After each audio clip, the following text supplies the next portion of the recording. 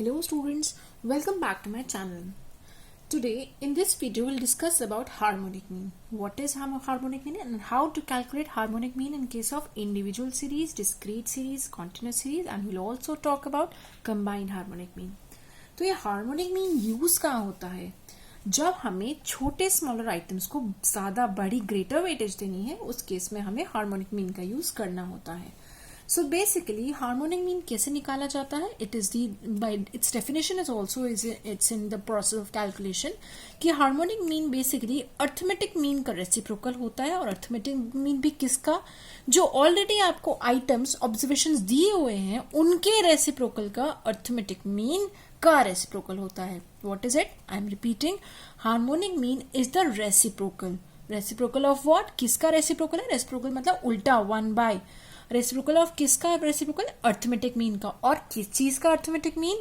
जो ऑब्जर्वेशंस, जो नंबर्स, जो आइटम्स आपको दिए हुए हैं उनके रेसिप्रोकल का अर्थमेटिक मीन. वो निकाल लो और उसको कर दो उल्टा, मतलब कि रेसिप्रोकल निकल आएगा हार्मोनिक मीन. तो harmonic mean is reciprocal of arithmetic mean of reciprocals. तो what is the formula? Formula for all the three series is different but they have similarity in between them.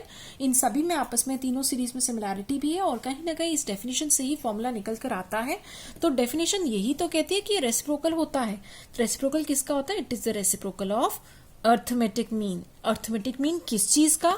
जो आपको x1, x2, x3, x4 दिए हुए हैं ना, उन्हीं के reciprocal का अर्थमेटिक मीन. x1 का रेसिप्रोकल इज 1/x1, x2 का रेसिप्रोकल इज 1/x2, x3 का reciprocal is 1/x3.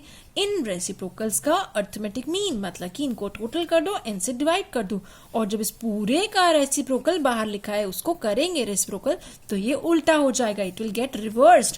So n/1/x1 plus 1/x2 plus 1/x3 up till 1/xn, and it can be summarized as capital N, that is number of observation divided by summation of 1/x. So we'll do a question on this and you will understand harmonic mean individual series में कैसे निकाला जाता है. discrete series में सिर्फ एक frequency ही तो extra आ गई है. again discrete series में सभी आइटम्स के रेसिप्रोकल 1/x1 किसका रेसिप्रोकल है? x1 का. 1/x2 किसका रेसिप्रोकल है? x2 का. 1/x3 किसका रेसिप्रोकल है? x3 का. उन सब का रेसिप्रोकल करते जाएं, उनकी रिस्पेक्टिव फ्रीक्वेंसी में मल्टीप्लाई करें और उनका निकाल दें अर्थमेटिक मीन, मतलब कि डिवाइडेड बाय n, जो कि होता है सिग्मा f. और इस पूरे का कर देंगे रेसिप्रोकल, तो निकल आएगा डिस्क्रीट सीरीज का हार्मोनिक मीन. तो ये हो जाएगा f1 x1, f2 x2, f3 f3 up till fn xn, इन सब का सम divided by number of observations. Since इसका रेसिप्रोकल बाहर लिखा है तो आपको कर देना है इसे उल्टा, मतलब कि n ऊपर और f1 x1, f2 x2, f3 x3 नीचे, मतलब कि उन सब का सम. कॉन्टिन्यूस सीरीज बिल्कुल डिट्टो ही फॉर्मूला है. यहाँ पर n upon sigma of f by m. Here m is mid value, क्योंकि यहाँ पर हमें कोई x वेरिएबल नहीं दिया हुआ बल्कि उसके बदले में दिया होता है एक इंटरवल, एक रेंज. तो क्लास इंटरवल की जो बीच की वैल्यू m होती है बेसिकली वो ही x है, वो ही आपका वेरिएबल बन जाता है. और फॉर्मूला सेम है डिस्क्रीट सीरीज के जैसे. Now will do a question on this. So here comes the question. Here an individual series is given to you and you have been asked calculate the harmonic mean of the following series. आपको एक series दे रखी है 15 to 50, 15.7 up till 0.257. आपको बोला गया है कि इसका हार्मोनिक मीन निकालिए. तो सबसे पहले आपको क्या करना है? With the help of a calculator you need to find 1/x, मतलब 1 divided by 15. So 1 divided by 15 is 0.0667. So this can be done with the help of calculator, as the calculator is allowed in university exams. Then 1 by 250 is 0.00400. Then 15.7 को हम करेंगे 1 divided by 15.7, it will become 0.06369. Then comes the 157. So you will divide 1 by 157, you will get 0.00637. Then comes 1.57. Again you will get 0.63690. Then you will divide 1 by which number? 105.7. So you will get 0.00946. Then you will divide 1 by 10.5 with the help of calculator. You will get 0.09524. Then 1.06 divide करेंगे, 1 को 1.06 से divide करेंगे, आपको मिलेगा 0.0944340. फिर हम करेंगे 1 को डिवाइड 25.7 से, you will get 0.03891, and at the last we'll divide 1 by 0.257, so you will get 3.89100. So how many items are these? 1, 2, 3, 4, 5, 6, 7, 8, 9, 10. So you are being given 10 items. So n is 10. And now with the help of calculator, I will total them up. Well, also dividing these number, if we keep pressing MR button of the calculator, the memory retainer button, so you'll be able to summarize it, and also you can also add them up individually. आप अलग अलग से भी add कर सकते हैं. Otherwise आप MR button अगर दबाते जाएंगे तो ये सब कुछ मेमोरी में रिटेन हो जाएगा, आपस में ऐड होता जाएगा, और लास्ट में बस आपको एक क्लिक करके सारा टोटल मिल जाएगा. So 5.75564 is the total, and I will put this in the denominator, and in the numerator it will be 10.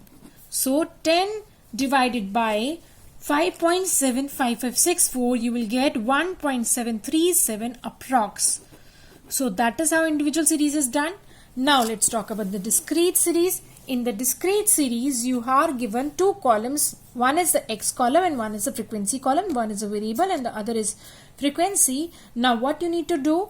You need to find out a column in which you will be writing f by x, that is f is multiplied by reciprocal of x. तो मतलब f by x. So आप क्या कर सकते हैं? 4 into frequency को किससे multiply कर रहे हैं? इसके रेसिप्रोकल से. 4 into 1/2. देन हम करें 12 into 6 का रेसिप्रोकल है 1/6. देन 20 f है और into 1/10. Then 9 is the f and into 1/14. And at the last 5 is the frequency and you will write 1/18. So let's do it. 2 will cancel out the 4 and you will get the answer 2. 6 will cancel out the 12 and you will again get the answer 2. 10 will cancel out 20 and you will arrive at 2. And 9/14 you can calculate using the help of calculator. It will be 0.6429. And then at the last 5 divided by 18 will give you 0.2778. So you will total this column and total this column also. So 4 plus 12 plus 20 plus 9 plus 5 is 50. So n is 50. It will go in the numerator, and then total of this column is 2 plus 2 plus 2 plus 0.6429 plus 0.2778. You will get sigma of f by x will be 6.9207. You will put this in denominator, and what next? You will use the calculator, divide 50 by 6.9207. You will get 7.22 approx, which is harmonic mean for this discrete series. Now continuous series. Now continuous series question. You are given a class interval and a frequency column. You are not given x, but you can find out here x is nothing but the mid value of class interval. So 10 और 20 के बीच का number क्या होगा? 10 plus 20 divided by 2 मतलब कि 15. 20 plus 30 divided by 2 मतलब कि 25.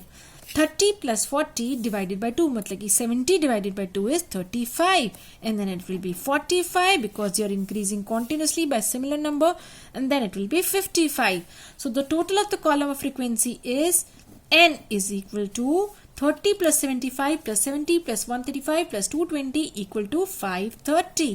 And what you need to do next, just similar to the discrete series, आपको m का करना है रेसिप्रोकल, मतलब कि 1/15 and 1/25 and 1/35 and 1/45 and 1/55, और इसको किसके साथ मल्टीप्लाई करना है? Bye frequency. So 30 into 15, 30 by 15 is 2. 75 divided by 25 is 3. and then 70 into 1 by 35 is again 2, then 135 into 1 by 45 is 3, then 220 into 1 by 55 is 4. So 2 plus 3 plus 2 plus 3 plus 4 is 14, and this is your sigma F by M. And now what next? What you will do?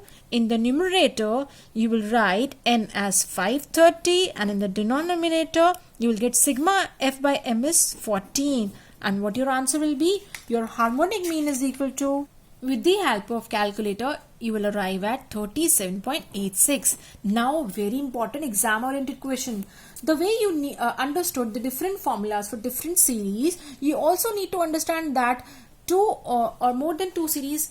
If your harmonic mean is given to you for any of the series, you can, for not for any of the series, for all of the series, you can also arrive at combined harmonic mean, that is symbolized as HM12. मतलब कि harmonic mean of series 1 and series 2 का combined वाला, combined harmonic mean. And what is the formula? N1 plus N2 divided by N1 upon HM1 plus N2 upon HM2, मतलब कि first series में कितने number है, कितने आइटम्स है, observation है ना, प्लस सेकंड सीरीज में कितनी आइटम्स, कितने ऑब्जर्वेशन, कितने नंबर्स है, upon N1 upon first series का harmonic mean plus N2 upon second series का हार्मोनिक मीन. तो सपोज आपको एक क्वेश्चन दिया हुआ है, कंप्यूट कंबाइंड हार्मोनिक मीन निकालिए. अगर आपको बोला गया है harmonic mean of the first series is 5, harmonic mean of the second series is 8, and the number of items in the first series is 4, number of items in the second series is 10. तो निकाल के दिखाओ combined harmonic mean. तो आप symbolize करेंगे combined harmonic mean of the first and the second series is symbolized as HM12 is equal to N1 plus N2 upon N1 by HM1 plus N2 by HM2. That is दोनों series में मिलाकर total कितना items है, 14. 4 plus 10 is 14. And denominator में हम क्या लेंगे, 4 जो कि फर्स्ट सीरीज का n है और उसका हार्मोनिक मीन डिनोमिनेटर में 4/5 प्लस 10 जो कि सेकंड सीरीज का नंबर है अपॉन 8 जो कि सेकंड सीरीज का हार्मोनिक मीन है. And you will arrive at 14 upon 32 plus 50 divided by 40. It is equal to 14 बड़ा वाला बार एंड अपॉन में हम क्या लिखेंगे 82/40. And then it will become reverse, 14 upon 82 and 14 will go above, 40 will go above and your answer will be 6.83. That's it. So that was all for this video. It was a very simple video in which I explained you about what is harmonic mean, why it is calculated, how it is calculated for different series and how combined harmonic mean is calculated. So for the exam oriented question, you need to watch out my next video because otherwise this video would have become very lengthy. And do watch out for that because in exam simple questions are never asked, but you need to understand the concept of harmonic mean first कि harmonic mean कैसे निकाला जाता है, तभी तो एक typical questions पे हम जा पाएंगे जैसे एग्जाम में पूछे जाते हैं. So look out for my another video as well, otherwise you will not understand this topic fully and you will not be able to attempt the questions on that. So watch out my next video. Thanks for watching, and also give you this video a big thumbs up in case you liked it and share it with your friends too. So bye bye, stay connected.